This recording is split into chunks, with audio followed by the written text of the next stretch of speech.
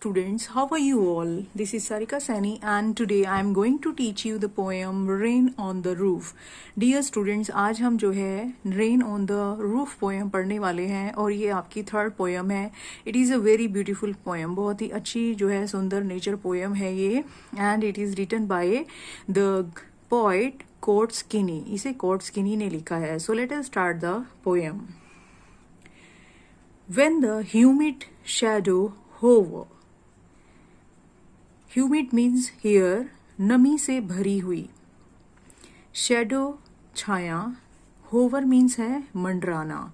जैसे हेलीकॉप्टर किसी एक जगह पर जो है एक जगह के ऊपर जो है मंडराता है तो उसे होवर कहते हैं. इसी तरह से पोइट कहता है when the humid shadow hover कि जब नमी से भरी हुई shadow होवर मंडराती है. अब यहाँ पर ह्यूमिड शेडो जो है क्लाउड्स के लिए यूज किया गया है ये वर्ड, क्योंकि क्लाउड्स जो है वो नमी से भरे हुए होते हैं, पानी से भरे हुए होते हैं. तो पोइट कहते हैं कि जब नमी से भरे हुए बादल मंडराते हैं over all the starry spheres. Starry means here night sky studied with stars. तो स्टारी स्फीयर्स वर्ड यहाँ पर नाइट स्काई के लिए यूज किया गया है. नाइट स्काई क्यों नाइट स्काई कह रहे हैं हम यहाँ पर? क्योंकि स्टारी है और स्टार्स जो है वो रात के समय ही निकलते हैं, तो इसीलिए स्टारी से हमें पता चलता है कि नाइट स्काई है, स्टडीड विद स्टार्स और स्टार्स से भरा हुआ है. तो पोइट कहते हैं कि जब जो है तारों से भरे हुए आकाश में नमी से भरे हुए बादल मंडराते हैं, यानी कि आपने भी देखा होगा स्टूडेंट्स कि जब बारिश आने वाली होती है उससे पहले जो है आसमान में जो है बादल जो है मंडराने लगते हैं. तो इसी तरह से रेनी सीजन में जब जो है बारिश आने वाली होती है और बादल जो है वो घुमड़ घुमड़ कर पूरे आकाश में जो है घूमते हैं, तो उसके बारे में यहाँ पर हमें पोइट बताते हैं. आगे कहते हैं एंड द मेलनकली डार्कनेस. अब यहाँ पर डार्कनेस जो है क्योंकि रात के समय का जो है सीन वो हमें बता रहे हैं. स्टारी स्फीयर्स यानी कि रात के समय का स्काई है, तो रात के समय जो है डार्कनेस होती है, अंधेरा होता है. तो उस जो है डार्कनेस को वो जो है क्या कहते हैं कि ये जो डार्कनेस है, जो अंधेरा है, वो मेलनकली है. मेलनकली मीन्स होता है समवन हु इज सैड, कि कोई उदास पर्सन को हम जो है मेलनकली कहते हैं. तो वो कहते हैं कि जो डार्कनेस है, जो अंधेरा है, वो भी उदासी से भरा हुआ है. तो कुछ इस तरह का जो है सीन जो है वो क्रिएट करते हैं हमारी आंखों के सामने. कहते हैं कि आकाश जो है बादलों से भरा हुआ है और बादल जो है वो आकाश में मंडरा रहे हैं और चारों तरफ जो है उदासी से भरी हुई जो है भरा हुआ अंधेरा छाया हुआ है. आगे कहते हैं poet gently weeps. Gently means चुपचाप आराम से. वीप मीन्स होता है रोना. तो यहाँ पर जो है थर्ड वाली लाइन फोर्थ लाइन से कनेक्टेड है. वो कहते हैं जो मेलनकली डार्कनेस है, जो उदासी से भरा हुआ जो अंधेरा है, वो वीप्स रोता है इन रेनी टीयर्स, यानी कि जब बारिश होती है तो जो बारिश में जो पानी बरसता है वो एक्चुअली में पानी नहीं है बल्कि डार्कनेस के बहाए हुए आंसू हैं. तो बहुत ही जो है ब्यूटीफुली इन 4 लाइंस में पोइट ने जो है बारिश होने वाले एक नेचुरल फिनोमिना के लिए जो है एक नेचुरल जो है घटना के को जो है बड़े ही पोइटिक रूप में उसने यहाँ पर प्रेजेंट किया है. उन्होंने जो है यहाँ पर रेन ड्रॉप्स को जो है आंसू बताया है और आंसू किसके हैं? डार्कनेस के. डार्कनेस यानी कि अंधेरा, और अंधेरा कैसा है? मेलनकली है. मेलनकली यानी कि उदास है. सो आई होप कि आपको ये 4 लाइन समझ में आ गई होंगी. Let's move to the next line. So poet कहते हैं कि जब इस तरह का जो है नजारा है कि रेनी सीजन है और बारिश हो रही है, तो ऐसे में what a bliss to press the pillow of a cottage chamber bed. तो पोइट कहते हैं कि सपोज बारिश हो रही है और आप जो है किसी कॉटेज चैम्बर के बेड पर लेटे हुए हैं and you are pressing your head against the pillow, आप जो है अपना सर जो है पिल्लो पे रखे हुए हैं। तो उस समय जो है रेनी सीजन में इस तरह बारिश की जो है बूंदों के गिरने का जो आवाज है उनको सुनना जो है आपको बड़ा ही ब्लिसफुल लगेगा, यानी कि आनंद देने वाला लगेगा। एंड लाई, कि आप जो है अपने कॉटेज चैम्बर के बेड पर लेटे हुए हैं। एंड लाई, और लेटे हुए हैं, लिसनिंग, साथ में सुन रहे हैं, टू द पैटर। पैटर मीन्स होता है लाइट टैपिंग साउंड। यहाँ पर पैटर साउंड जो है वो बारिश की बूंदों के गिरने के लिए यूज हो रही है। सो पोइट कहते हैं कि इस तरह से बारिश के बूंदों के गिरने की आवाज को जो है सुनना। ऑफ द सॉफ्ट रेन, पैटर जो है किसकी साउंड है, सॉफ्ट रेन की। और बारिश कहाँ गिर रही है, ओवरहेड, कि आप बेड पर लेटे हुए हैं, आपके सर के ऊपर जो छत है उस छत पर बारिश के गिरने से जो बारिश के गिरने की बूंदों की आवाज है, बारिश की बूंदों की गिरने की आवाज जो है उसकी जो साउंड आपको सुनाई देती है, तो इस तरह से उन्हें जो है उस साउंड को सुनना और पिल्लो पे जो है लेट कर उस जो है आवाज का आनंद लेना बड़ा ही ब्लिसफुल लगता है। आई होप कि ये फर्स्ट स्टेंजा आपको क्लियर होगा स्टूडेंट्स। आगे जो है पोइट कहते हैं नेक्स्ट स्टेंजा में, एवरी टिंकल, टिंकल मीन्स होती है ringing sound, on the shingles, shingles here wooden tiles, कि छत पर जो वुडन टाइल्स लगी हुई हैं उनके ऊपर बारिश की बूंदों की गिरने की जो आवाज है, जो टिंकलिंग साउंड है, has an echo in the heart, कि वो जो आवाजें हैं वो जो है मेरे दिल में गूंजती हैं। इको मीन्स होता है गूंज, रेसोनेंस। तो कहते हैं, पोइट कहते हैं कि बारिश होने का जो है मेरे ऊपर क्या रिएक्शन होता है, उसका जो है प्रभाव क्या पड़ता है मेरे दिल पर, कि बारिश की हर एक बूंद के गिरने की जो आवाज है वो मेरे दिल में जो है गूंजती है। And 1,000 dreamy fancies, fancies means imagination, कि ऐसे में क्या होता है कि जैसे ही मैं बारिश की आवाज को सुनता हूँ और मेरे दिल में एक गूंज उठती है, तो 1,000 बहुत सारी, थाउजेंड्स ड्रीमी फैंसीज, कि मेरा जो दिमाग है, मेरा जो दिल है वो बहुत सारी जो है 1,000 ड्रीमी फैंसीज में खो जाता है। And 1,000 dreamy fancies into busy being start, busy being start means here कि पोइट का माइंड जो कि बहुत बिजी रहता है, लेकिन बारिश की आवाज सुनते ही उसके उस बिजी माइंड में जो है थाउजेंड्स ऑफ ड्रीमी फैंसीज, यानी कि उसके माइंड में इमेजिनेशन जो है उसकी काम करने लगती है और बड़े सारे जो है इमेजिनेटिव आइडियाज आने लग जाते हैं, यानी कि बड़े सारे विचार उसके दिमाग में चलने लग जाते हैं। And 1,000 recollections, recollection means memories, कि 1,000 of memories weave, weave means होता है बुनना, कि बहुत सारी यादें बुनने लगती हैं। यहाँ पर जो है पोइट कहते हैं कि रिकलेक्शंस जो हैं, जो यादें हैं, वो जो है वीवर्स की तरह, वीवर्स क्या होते हैं, बुनकर, बुनकर उन लोगों को कहा जाता है जो कारखानों में जो है कपड़े को बुनते हैं, ठीक है, जो है धागों को यूज करके जो है कपड़े को बुनते हैं। तो इस तरह से पोइट कहते हैं कि जैसे जो है कोई बुनकर जो है वो थ्रेड्स को यूज करके कोई कपड़ा बना देता है, वैसे ही 1,000 रिकलेक्शंस, बहुत सारी यादें, weave their air threads into woof, तो मेरे माइंड में भी जो है बहुत सारी मेमोरीज बुनकरों की तरह जो है एक पैच वर्क क्लॉथ बना देती है, यानी कि यादों को इकट्ठा करके जो है एक जो है कपड़े की भांति जो है एक बड़ा टुकड़ा बना देती है, यानी कि मेरे मन में बहुत सारी यादें उमड़ पड़ती हैं। As I listen to the patter, patter means again here sound, बारिश के गिरने की जो पीटर पैटर है, तो वो कहते हैं कि जब मैं इस आवाज को सुनता हूँ of the roof upon the, of the rain upon the roof, कि जब मैं पैटर साउंड सुनता हूँ रेन की जो कि मेरी छत पर गिरती है तो मेरे मन में बहुत सारी यादें जो हैं वो चलने लगती हैं। बहुत सारी जो है यादें पुरानी जो है, बहुत सारी मेमोरीज जो है मेरे माइंड में आने लगती हैं। आई होप कि ये स्टैंजा आपको क्लियर होगा स्टूडेंट्स।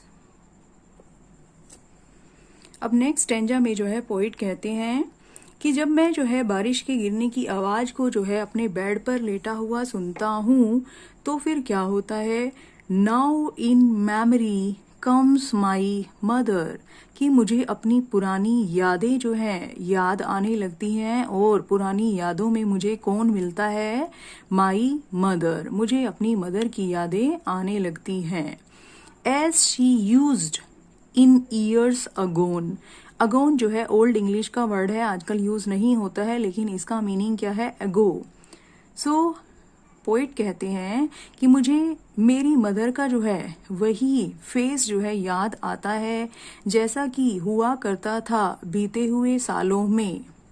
जैसे कि उनके फेस पर जो एक्सप्रेशंस हुआ करते थे प्यार वाले, वही एक्सप्रेशंस मुझे जो है उनके फेस पर दिखाई देते हैं। To regard the darling dreamers, अब यहाँ पर डार्लिंग ड्रीमर्स जो है कौन है, the poet and his siblings. Siblings क्या होते हैं, भाई बहन। तो पोइट कहते हैं कि उनके फेस पर जो ममता वाला जो भावनाएं जो हुआ करती थी, जो वो हमें जो है देखते हुए उनके फेस पर जो भावनाएं होती थी, मुझे और मेरे भाई बहनों को देखते हुए जब वो हमें जो है विश करने के लिए आती थी रात को सोने से पहले, तो उनके फेस पर जो ममता वाले प्यार वाले जो है स्नेह वाले जो एक्सप्रेशंस हुआ करते थे, वो मेमोरी जो है आज भी मैं जो है उसको महसूस करता हूँ। मुझे बारिश की आवाज सुनते ही अपनी मदर का जो है वो ममतामयी चेहरा जो है याद आ जाता है। Means here before, she left them till the dawn, dawn means here early morning. तो पोइट कहते हैं कि जब हमारी मदर हमें रात को हमारे कमरे में सोने के लिए छोड़कर जाती थी, और शी लेफ्ट देम, यानी कि देम मीन्स है यहाँ पर डार्लिंग ड्रीमर्स, यानी कि पोइट और उसके भाई बहन, कि जब हम सबको जो है वो छोड़कर जाती थी जाने से पहले, टिल द डॉन, और अगली जो है सुबह से सुबह के आने तक, तो वो जो मुस्कान उनके चेहरे पर होती थी वो मुझे याद आ जाती है। Oh I feel her fond look on me, कि मुझे आज भी उनकी फॉन्ड मीन्स हियर अफेक्शनेट, ममतामयी, कि आज भी वो जिस तरह से जो है मुझे देखती थी, प्यार भरी नजरों से जिस तरह से देखती थी, वो मुझे आज भी जो है मैं उसको फील कर सकता हूँ। As I list means here listen, तो पोइट कहते हैं कि जैसे जैसे मैं सुनता जाता हूँ टू दिस रिफ्रेन, रिफ्रेन जो है क्या होता है, रिफ्रेन जो है कुछ रिपीटेड लाइंस होती हैं जो किसी सॉन्ग या पोयम में बार बार यूज होती हैं, लेकिन यहाँ पर रिफ्रेन का मीनिंग है साउंड ऑफ रेन। तो पोइट कहते हैं कि जब मैं जो है साउंड ऑफ रेन को सुनता हूँ, as I listen to this refrain, कि जैसे ही मैं बारिश के गाने को सुनता हूँ, विच इज प्लेड, जो कि चल रहा है, कहाँ चलाया जा रहा है, अपॉन द शिंगल्स, शिंगल्स मैंने आपको अभी बताया था वुडन टाइल्स, कि जब मेरी छत की जो वुडन टाइल्स हैं उन पर जो है बारिश की बूंदें पड़ती हैं। By the patter of the song, और जो गाना बजता है, by the patter of song, by the patter of the rain, rain के गिरने से, तो जब मैं उसको सुन रहा हूँ, उस बारिश की बूंदों के गिरने के गाने को सुनता हूँ, तो मुझे अपनी मदर की जो है ममतामयी चेहरा जो है उनके देखने का जो तरीका था वो फिर से याद आ जाता है। तो इस तरह से इस लास्ट स्टैंजा में पोइट जो है अपनी मदर को याद करता है कि जैसे ही बारिश गिरती है तो मुझे अपनी मदर याद आ जाती हैं। स्टूडेंट्स, अब हम जो है यहाँ पर पोइटिक डिवाइसेस को जो है डिस्कस करेंगे। पोइटिक डिवाइसेस क्या होती हैं, जैसे हम अपने आप को सजाने के लिए जो है ज्वेलरी का यूज करते हैं, आभूषण का यूज करते हैं, इसी तरह से जो है पोइट भी अपनी पोयम को सजाने के लिए ज्वेलरी का यूज करते हैं, जिन्हें हम लिटरेरी डिवाइसेस कहते हैं। हिंदी में आपने जो है अलंकार वर्ड जो है सुना होगा ग्रामर में, तो हमारे यहाँ जो है इंग्लिश में जो है लिटरेरी डिवाइसेस इन्हें कहा जाता है। तो पोइट जो है कुछ लिटरेरी डिवाइसेस का यूज करते हैं अपने पोयम को सुंदर और रिदमिक बनाने के लिए। सो लेट्स सी कि यहाँ पर पोइट ने कौन सी लिटरेरी डिवाइस को यूज किया है। So let us start with the second line. देखिए यहाँ पर सेकेंड लाइन में स्टारी स्फीयर्स में जो है एस साउंड जो है स साउंड जो है रिपीट हो रही है दोनों ही वर्ड्स में। तो जब लगातार जो है 2 या 3 वर्ड्स में कोई कॉन्सोनेंट साउंड रिपीट होती है तो हम वहां पर कौन सी डिवाइस यूज की है पोइट ने, एलिट्रेशन। तो यहाँ पर पोइट ने एलिट्रेशन डिवाइस यूज की है क्योंकि यहाँ पर जो है साउंड की जो है रेपिटेशन है लगातार 2 वर्ड्स में। उसके बाद जो है नेक्स्ट लाइन में देखिए मेलनकली डार्कनेस। मेलनकली डार्कनेस में जो है डिवाइस ट्रांसफर्ड एपिथेट का यूज किया गया है। ट्रांसफर्ड जिसे ट्रांसफर किया जाए और एपिथेट मीन्स होता है एडजेक्टिव। अब यहाँ पर देखिए मेलनकली मीन्स होता है उदास और डार्कनेस क्या है, अंधेरा। क्या आपने देखा है कि कभी अंधेरा भी उदास होता है? नहीं। कोई पर्सन उदास हो सकता है। तो यहाँ पर मेलनकली जो एडजेक्टिव है वो जहां लगना चाहिए वहां ना लगाकर पोइट ने उसे जो है कहीं और लगाया है, यानी कि एपिथेट यानी कि एडजेक्टिव को ट्रांसफर किया है। तो इसीलिए मेलनकली डार्कनेस में जो है ट्रांसफर्ड एपिथेट डिवाइस का यूज किया गया है। उसके बाद आगे चलते हैं। देखिए ये जो दोनों ही लाइंस हैं, and the मेलनकली darkness gently weeps. अब यहाँ पर देखिए डार्कनेस को पोइट कहते हैं कि वो रो रही है, जेंटली वीप्स। क्या किसी ने डार्कनेस यानी कि अंधेरे को रोते हुए देखा है? नहीं। तो यहाँ पर जो है डार्कनेस जो कि जो है एक इनएनिमेट जो है आइडिया है, यानी कि ये जो है कोई ह्यूमन बीइंग नहीं है, लेकिन फिर भी इसे ऐसे शो करने की कोशिश की है जैसे कि ये कोई पर्सन हो, उसे रोते हुए दिखाया है। तो जब जो है किसी इनएनिमेट आइडिया को, किसी एब्स्ट्रैक्ट आइडिया को इस तरह से ट्रीट किया जाए कि उसे एक पर्सन की तरह दिखाया जाए, तो वहां पर कौन सी डिवाइस यूज होती है? पर्सोनिफिकेशन। तो यहाँ पर पोइट ने जो है इन 2 लाइन्स में पर्सोनिफिकेशन का यूज किया है। उसके बाद नेक्स्ट लाइन में चलते हैं। What a bliss to press the pillow. अब यहाँ पर फिर से देखिए प साउंड की रिपीटेशन है, प्रेस द पिलो। तो यहाँ पर भी एलिट्रेशन डिवाइस यूज किया है पोइट ने। आगे चलते हैं। नेक्स्ट लाइन में देखिए and lie listening. Lie listening में भी ल साउंड की रिपीटेशन है, सो यहाँ पर भी एलिट्रेशन है स्टूडेंट्स। उसके बाद जो है हम आगे चलते हैं। नेक्स्ट देखिए सेकेंड स्ट्रेंजा की 3rd लाइन में and 1000 dreamy fancies. Fancies means imagination. क्या इमेजिनेशन भी ड्रीमी होती हैं? नहीं होती हैं। तो यहाँ पर भी जो है पोइट ने ट्रांसफर्ड एपिथेट का यूज किया है। नेक्स्ट लाइन में देखिए इनटू बिजी बीइंग स्टार्ट। तो यहाँ पर भी ब साउंड की रिपीटेशन है, बिजी बीइंग में लगातार बी को रिपीट किया गया है, तो यहाँ पर भी एलिट्रेशन है। उसके बाद नेक्स्ट देखिए एंड 1000 रिकलेक्शंस वीव। अब यहाँ पर रिकलेक्शंस मीन्स होती है मेमोरीज। सो यहाँ पर भी जो है रिकलेक्शंस क्या है, एक इनएनिमेट एब्स्ट्रैक्ट आइडिया है, लेकिन यहाँ पे भी रिकलेक्शंस को जो है वीव करते हुए दिखाया गया है। वीव यानी कि बुनते हुए दिखाया गया है। अब बुनते कौन है? Human beings. तो इसलिए यहाँ पर भी जो है पर्सोनिफिकेशन डिवाइस का यूज किया गया है। उसके बाद आगे हम नेक्स्ट चलेंगे इसके जो है सेकेंड स्ट्रेंजा की लास्ट लाइन में रेन अपॉन द रूफ। तो यहाँ पर भी र साउंड की रेपिटेशन है। आर साउंड यानी कि र साउंड को रिपीट किया गया है, आर को रिपीट किया गया है। So this is the example of alliteration. उसके बाद जो है नेक्स्ट स्टैंजा में देखिए students now in memory comes my mother. तो माई में जो है और मदर में देखिए एम जो है लेटर की रिपीटेशन है, सो म साउंड रिपीटेड है। So this is the example of alliteration.